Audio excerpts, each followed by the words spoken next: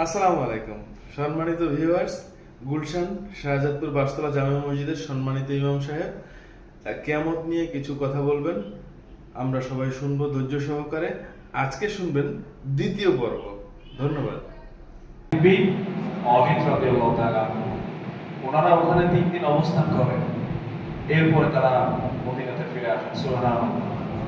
তাহলে আমাদের যদি আমল সুন্দর হয় তাহলে কি হবে? আল্লাহর সাহায্য আমাদের কাছে চলে আসবে। সুবহানাল্লাহ।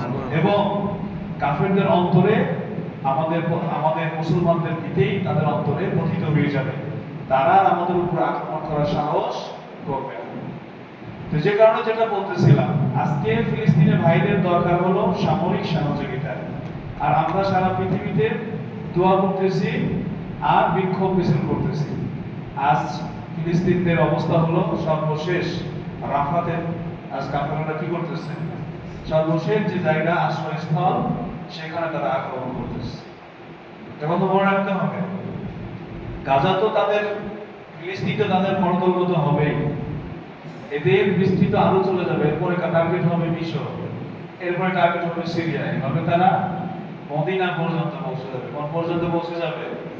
মদিনা পর্যন্ত পৌঁছে যাবে। তারা দাজ্জালের আসার জায়গা তারা প্রস্তুত করতেছে। এটা হলো চূড়ান্ত বাস্তবতা। আমাদের দেশে কিছু আলেম আছে যেটা এটাকে ঘোলাটে করতে চায়, মানুষকে ভুল বোঝাতে চায় যে এগুলো আসলে কিছুই না, কিন্তু এটাই হলো বাস্তবতা।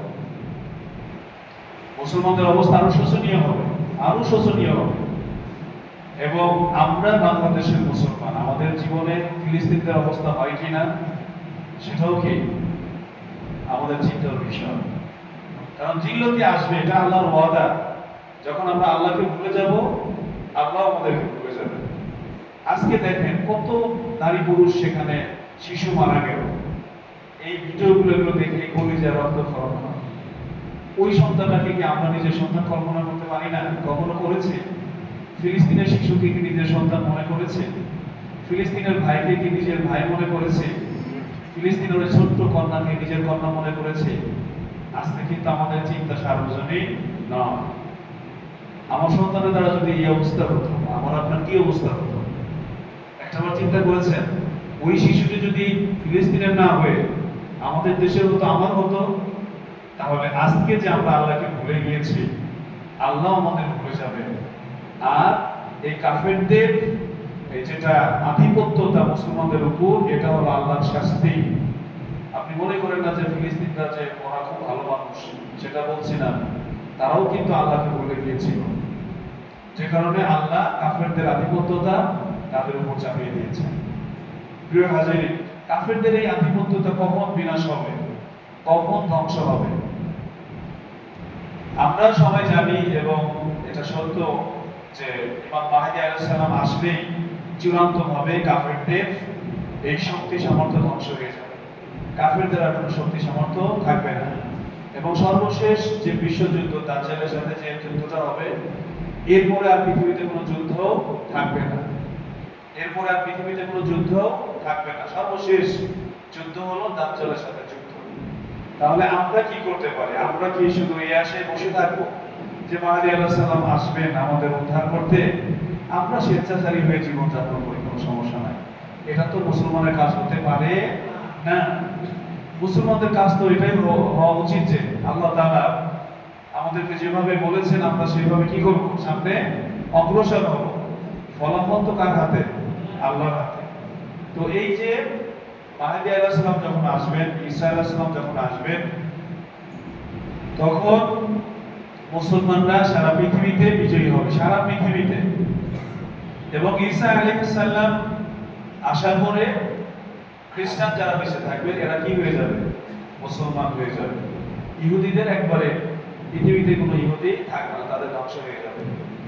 এরপরে এভাবে মাহদী আলাইহিস সালাম পৃথিবীতে 7 অথবা 9 বছর উনি ইসলাম শাসন প্রতিষ্ঠা করবেন, ইসলাম শাসন ব্যবস্থা দিয়ে পৃথিবী পরিচালনা করবেন।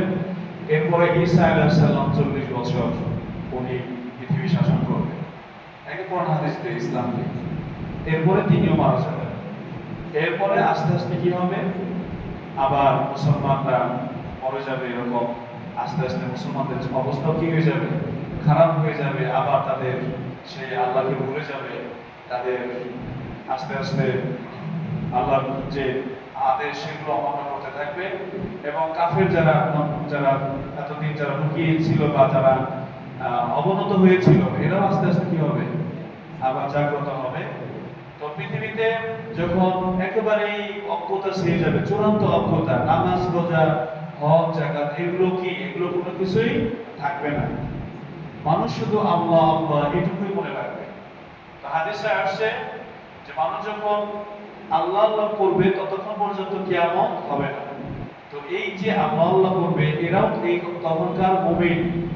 আর আল্লাহ সুবহানাহু ওয়া তাআলা একটি বাতাস প্রেরণ করে এই মুমিনদেরকে কি করবেন, মৃত্যু দান করবেন। তখন আর পৃথিবীতে কোনো মুমিন থাকবে না, কোনো মুমিন থাকবে না পৃথিবীতে। তখন অবশিষ্ট থাকবে কাফের, শুধু কাফেররাই অবশিষ্ট থাকবে। তাহলে বোঝা গেল ইসলামের বিজয়ের পরে যখন কিয়ামত হবে, ফাইনাল যাদের উপর কিয়ামত হবে, সেই সময়টা শুধু কারা থাকবে, কাফের থাকবে।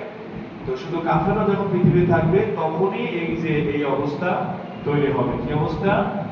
ইযা শামসু কুবিরাত, যখন সূর্যকে গুটিয়ে নেওয়া হবে। সবাই হাটে বাজারে থাকবে, ব্যস্ত থাকবে, হঠাৎ করে দেখবে যে সূর্যের আলো নাই, কি নাই, সূর্যের আলো, সবাই কিন্তু দুনিয়া নিয়ে ব্যস্ত। দেখবে সূর্য কি হয়ে গেছে, আলোহীন হয়ে গেছে। সূর্যকে আল্লাহ তাআলা গুটিয়ে দিবেন। যিনি সূর্যকে সৃষ্টি করেছেন তিনি কি গুটিয়ে নিতে পারেন না? তো আল্লাহ তাআলা সূর্যকে গুটিয়ে দিবেন, ফলে সূর্য কি হয়ে যাবে, আলোহীন হয়ে যাবে। তখন দেখবে হঠাৎ করে দেখবে সূর্যের কি নাই, আলো নাই। ওয়াইদান নুজুমু কাদারাত, যখন নক্ষত্রগুলো খসে খসে পড়বে তখন দেখবে নক্ষত্রগুলো দেখা যাচ্ছে এবং সেগুলো খসে খসে পড়া শুরু করবে। জিন ইনসান, জিনেরা তখন দৃশ্যমান হয়ে যাবে, মানুষের কাছে চলে আসবে ভয়ে ততস্থ হয়ে। জিনও কি করবে, মানুষের কাছে চলে আসবে, জিন মানুষ একসাথে একাকার হয়ে যাবে এবং তারা বলবে যে কি অবস্থা, দেখে আমরা খবর নিয়ে আসি। ওয়াইদাল জিবাল সুইরাত, যখন পাহাড়গুলো কি হয়ে যাবে, পাহাড়গুলোকে চালিত করা হবে। যে পাহাড়গুলো দিয়ে আল্লাহ পৃথিবীকে স্থির রেখেছেন, এই পাহাড়গুলো একসময় দুমড়ে মুচড়ে বালুকণায় পরিণত হয়ে যাবে, এরপর সেটা ধূলির ন্যায় উঠতে থাকবে। ওয়াইদাল ইশার উক্তিলাত, যখন 10 মাসের গর্ভবতী উটনি এটা উপকৃত হবে।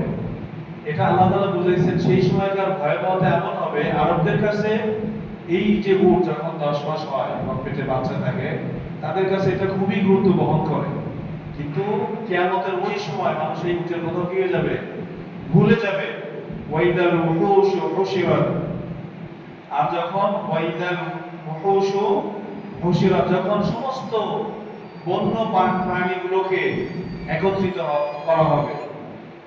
এই যে বাঘ, সিংহ, হরিণ, মেষ যেগুলো আছে, তৃণভোজী আর মাংসাশী যে প্রাণীগুলো, এগুলো কি হয়ে যাবে, একত্রিত হয়ে যাবে। ওয়াইদাল বিহারু সুজিরাত, যখন সমুদ্রগুলোকে কি করা হবে, অগ্নি দ্বারা কি করা হবে, একাকার করে দেওয়া হবে, সমুদ্রের পানিগুলো আগুনে পরিণত হয়ে যাবে। এই যে দেখেন কিয়ামতের এই ভয়াবহতা, ওই সময় এর আগে কি করবেন, ইসরাফিল আলাইহিস সালাম কিন্তু সিংহায় ফু দেওয়ার পরেই এই অবস্থাগুলো ঘটতে থাকবে। এই পর্যন্ত হলো আপনার কিয়ামতের হওয়ার পূর্ব মুহূর্ত। এরপরে ওয়াইদান নুফুসু যুবিজাত, যখন আত্মাগুলোকে সমগোত্রদের সাথে মিলানো হবে। কাফেররা কাফেরদের সাথে, ইহুদিরা ইহুদিদের সাথে, মুনাফিক মুনাফিকদের সাথে, যারা সুদখোর তারা সুদখোরের সাথে, এইভাবে কি করা হবে, সমজাতীয় আত্মাগুলোর সাথে কি করা হবে, একাত্র করে দেওয়া হবে। এটা হলো হাসরের ময়দানে আল্লাহ তাআলা কি করবেন, এইভাবে শ্রেণী বিন্যাস করে দিবেন। সূরা ইয়াসিনের মধ্যে আল্লাহ বলেছেন, অমতাজুল ইয়াওমা আইয়ুহাল মুজরিমুন, আজ পাপিষ্ঠরা কি হয়ে যাও, আলাদা হয়ে যাও।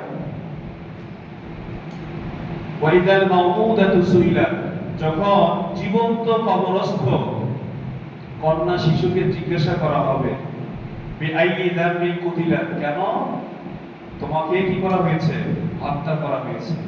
আপনারা জানেন আরব দেশে মেয়ে হলে তারা মেয়েদেরকে জীবন্ত প্রকৃত করতো, মেরে ফেলতো। এটা 3টা স্টেজে, হওয়ার সাথে সাথে অনেকে মেরে ফেলতো, অনেকে আরেকটু বড় হলে মেরে ফেলতো, 6-7 বছর যখন রোজা শিখতো তখন ফেরানোর কথা বলে মরুভূমিতে নিয়ে বালি চাপা দিয়ে তাদেরকে মেরে ফেলা হতো। তো এই বাচ্চাদেরকে জিজ্ঞেস করা হবে। তো এইখানে মানে একটা ভয়াবহ একটা হুমকি, ধমক, ধিক্কার এখানে এই বাক্যের মধ্যে লুকায়িত আছে। কারণ যারা হত্যা করছে তাদেরকে না জিজ্ঞেস করে যাদেরকে হত্যা করা হয়েছে তাদেরকে জিজ্ঞেস করা হচ্ছে। মানে কতটা যারা এই কাজটা করছে আল্লাহ সুবহানাহু ওয়া তাআলা তাদের প্রতি কতটা মানে ক্রোধ। বিষয়টা আমরা দুনিয়াতে অনেক সময় এরকম হয় যে মারছে তার কথা কিন্তু বলা হয় না, যাকে বেড়েছে তাকে জিজ্ঞেস করা হয়, কিন্তু ক্রোধটা তার প্রতি থাকে, অ্যাকশনটা কিন্তু তার প্রতিই হয় যে কাজটা করেছে। যখন আমলনামাগুলো প্রকাশিত হয়ে যাবে, ভালো মন্দ যা কিছু করেছি প্রত্যেকের হাতে আমলনামা দিয়ে দেওয়া হবে। প্রত্যেকের হাতে হাতে হাতে আমলনামা দিয়ে দেওয়া হবে। আল্লাহ বলেন, ইকরা কিতাবাকা কাফা বিনাফসিকা আল-ইয়াওমা, আজকে কি করো, আলাইকা হাসিবা, তোমার কিতাব তুমি পাঠ করো আর তোমার হিসাব নেওয়ার জন্য তুমি নিজেই যথেষ্ট।